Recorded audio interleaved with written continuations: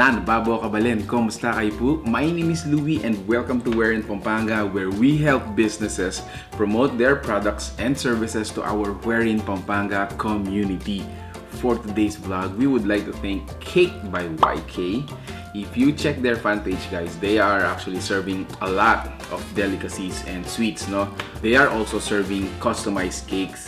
Pero ang pinadala po nila sa atin for today's vlog are, so let me name them one by one. So starting from my right is these cookies tillas. Cookies tillas. So these are baked pastillas. Here are the, sample. Later on, we're gonna taste them.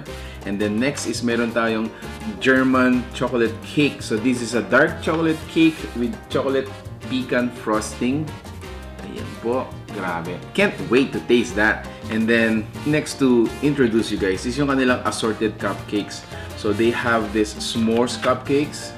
And then the other one is moist chocolate cupcakes, which are, grabe, sobrang moist. Yeah.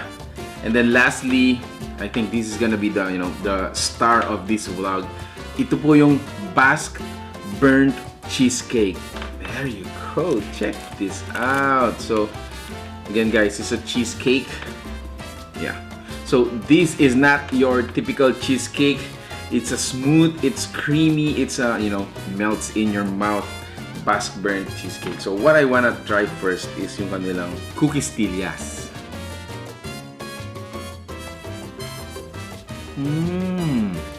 Oh wow! You know what? I was actually surprised, no? It was actually chewy, it's gooey, and it's pastillas. So akala ko kanina, it's a cookie na, it can easily break out, but what's actually in your mouth is it's a chewy, milky pastillas. Alright, I wanna, taste next is itong kanilang German chocolate cake, which I'm really, curious of kanina pa. Let's taste it. Oh wow, this is so soft.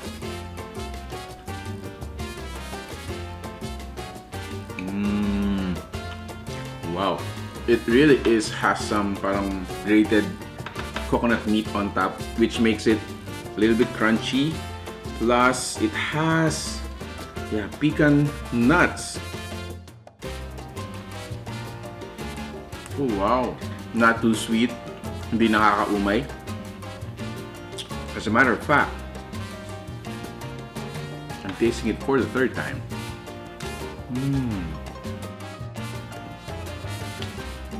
Good job. Sarap. Alright, so I wanna taste next yung kanilang chocolate moist cupcakes, which is super moist. It almost tends to parang, as in sobrang soft na ng texture.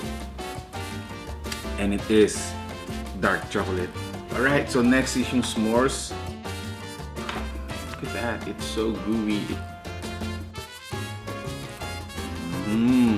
This cupcake right here is, I think, it tends to be more neutral. Yaman, ha? Alright, so like I said guys, this is gonna be the main character of this vlog. Ito yung tinatawag nilang Basque Burnt Cheesecake.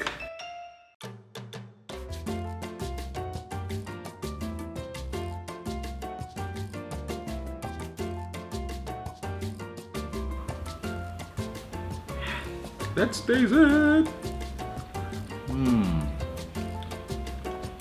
Oh wow, that is absolutely overload with cheesecake. So yung cheesecake nila is, I think it's so pure. It tends to, lean on the sour side. It is so soft.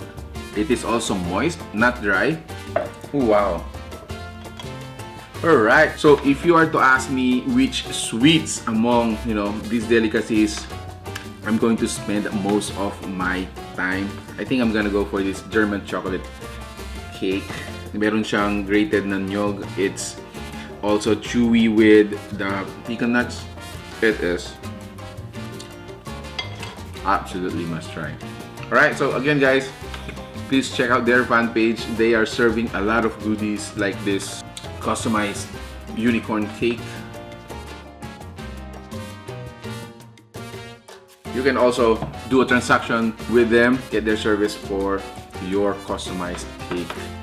So there you have it, guys. If you like this video or like the food that you saw in this video, please give it a thumbs up, share it with your friends. Any reaction coming from you will be highly appreciated. So thanks so much for watching We're in Pampanga. Until our next video, stay safe. Bye.